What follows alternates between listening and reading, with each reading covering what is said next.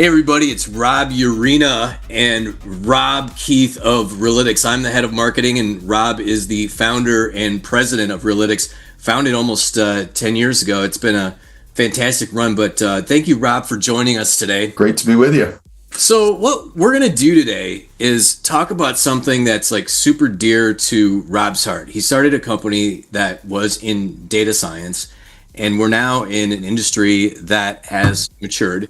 A lot of players in the market taking a look at real estate data, specifically in the MLS and other sources to help brokers bring together some actionable insights to help them make better decisions for their brokerages. And what we want to do is kind of like pick Rob's brain a little bit because, you know, he's kind of a pioneer in this space and just ask him a few questions. So Rob, I'm just going to fire away on you if that's okay. Yeah, let me have it. So let's start with, you know, some things that we might have heard over the years, which is obviously the technology that Relitix sells comes at a price. And some brokerages may think for one reason or another, you know, why do I have to pay for a second system that has data in it? You know, first off, there's this MLS that they have to pay for to get listings in there. And sure, they could export it and put spreadsheets together. But, you know, just for the one that's saying, you know, I don't need to buy a second layer of data intelligence for my organization. What's your reaction to that? My reaction to that is that the reason you would do this is to buy your own time back. You know, what we do is not. I don't think of ourselves as another layer of information or a second layer of data.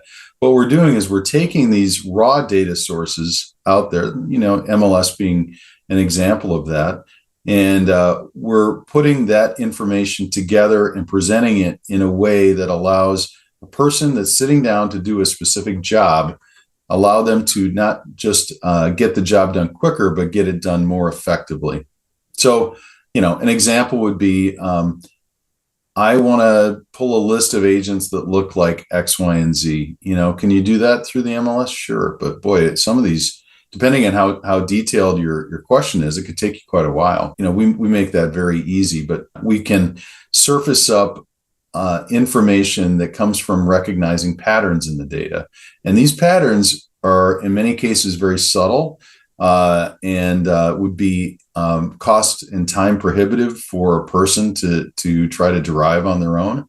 And you know, you can basically leverage the work that we've put in to make your job go quicker and produce a better output. And that brings us, I think, right to the heart of this, which is precision. And what goes through my mind is that we're talking about 10 years here, like 10 years of time. Each year, say there's 1.2 million realtors times the number of listings that the average number of listings they have. And now you multiply that out and you're millions times millions getting into the billions of data points, right? Yeah, the amount of data that's come through our servers since late 2016 is pretty staggering.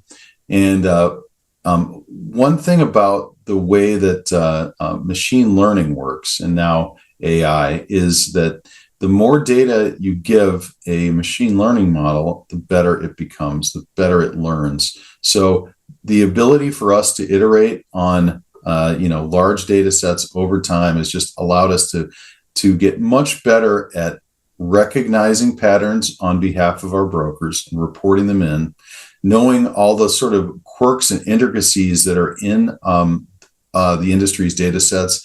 And anybody that's been in real estate data, be it MLS or otherwise, knows that this data is very quirky. There are very weird little things in there that if you're not a veteran of the industry, if you haven't been around it for a while, it's going to trip you up. It's going to lead to an inaccuracy. So when we hear about, say, some of the companies that have started more recently having sort of hiccups here and there, you know, we have sympathy for them because you know that they're just tripping over the same landmines that maybe we tripped over 5 or 6 years ago.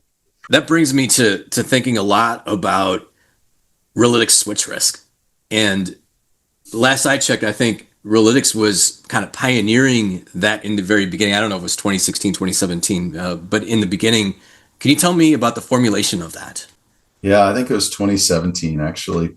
We were we're a new company, and we had our sort of version 0 version of our product out there, which was largely sort of a reporting and aggregating system. We'll give lists of agents that do X, Y, and Z, and there's sortable and filterable and everything like that. And believe it or not, back then that was not so easy to find in the market. But we had a large client, one of maybe 5 that we had back then, and they experienced a big walkout. They lost a bunch of agents all within a week. And for anybody that's ever managed or run a real estate brokerage or been in management in real estate, how painful and how emotionally triggering it is for agents to leave. So our clients were very upset about it. And I knew from being in real estate for a long time. I got my license in 2000 and third generation realtor, that when agents leave, a lot of the times they've sort of planned it. They made their mind up a little while ago and they're sort of trying to engineer departure, and they start behaving in a different way in the market. By the market, I mean something you can that has to do with listings, sales, expirations, active listings, all that other stuff. And if you were really paying close attention to a specific agent, you could probably pick up on it. But if you're managing a big office, there's just no way. But machine learning can do it. Machine learning has infinite patience, and it can be very subtle in how it detects changes in behavior, just patterns, because we're just talking about pattern recognition. So when that rolled out, it was very early days. We called it AI, but it was really machine learning. It was kind of an AI marketing term back then. And it was enormously valuable because it gave brokers a sense that they weren't just going to be sitting ducks just waiting for something bad to happen. They would actually have some amount of like heads up or warning in some cases. And that more than anything was the killer unlock. And so once I proved that we could do that, then it was just the gates were open, and we started coming up with all kinds of other ways to do this that worked, like predicting new agent success, predicting or benchmarking listing skill of agents against each other, and just a variety of different things. So we talked a lot about some different things here so far. We've talked about an enormous data set that we have been learning from for over 10 years at this point, that working to detect behavioral patterns to make predictions and things that are applicable to everyday brokerages. So we just got done talking about how switch risk was, and there's others, rookie potential, and what are a few of your favorite ones? Well, I always tell people when I'm training them that the rookie potential grading that we do is the most valuable thing Relitix produces, because the ability to identify an agent early in their career as someone that's going to make it in an industry that washes a huge amount of people out early in their real estate experience. That's gold. That's gold from a retention and coaching perspective, to figure out which of your rookie class you want to devote time and mentorship to. It's great for in a recruiting context as well, obviously, because these agents are not well attached to their brokerage yet. So yeah, it's just the ability to place yourself 6 or 8 or 10 months in the future is and see who's doing what. That is, like I said, that's gold. That's as good as it gets. So where's all this headed to? Well, we, here in 2026, we can see it's getting pretty crazy with the potential of data and AI. We're clearly going to a workforce that's going to be a hybrid environment where there's humans and these digital coworkers working together. You're not just going to be chatting with your AI. Your AI is going to be accomplishing tasks for you and reporting back on their accomplishment. So, we've got a pretty robust roadmap that goes along that direction. We're not quite prepared to make announcements today on some of the products that are coming out, but it's all going to be things that will help armor our clients to be winners in that environment and to use the technology that's coming up to make their operations run more efficiently, cheaper, and leverage their margins. So I guess Rob, that like brings us to the next area for us to venture in, which is perceived value versus actual value. And people are using a lot of different platforms out there. But when people are switching out of a platform over to Relitix, what are some of the things that you're hearing? So when people either come back to Relitix or switch over from another platform, usually they're doing it because of the quality of the data that we're delivering. I mean, and I don't mean that we have different MLS data than anybody else does. The MLS is a feed, and if you consume it properly, it'll be the same.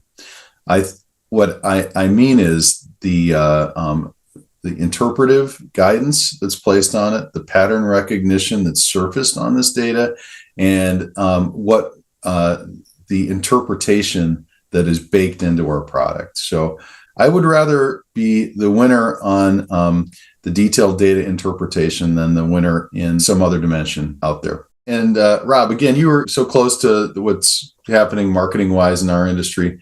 How do you balance all this from a marketing perspective, to see which companies are really walking the talk and, standing behind reasonable assertions about what they can do? Yeah, that's a great question, Rob. Whether or not, some marketing is overcooked. I think it's a danger and a pitfall that many SaaS marketers can fall into.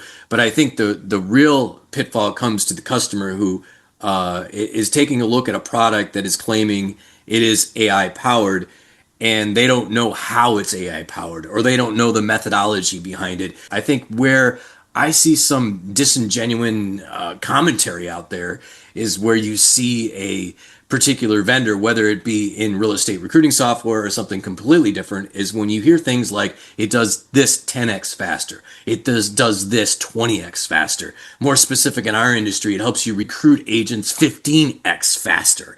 Now, go to that claim, click on it, see what the backing material is. And if there's no backing material, that is just marketing language. I think when you start seeing stats like that with those types of claims, you're removing the hero from the story, which is it's not the software that's doing that. It's the broker who is choosing to use this platform for their data intelligence to make decisions, to make better decisions. But also, the essence of a marketer is to communicate a company's value proposition better than anybody else, but combined with we or the company has a tool that will solve a real world problem better that applies to them.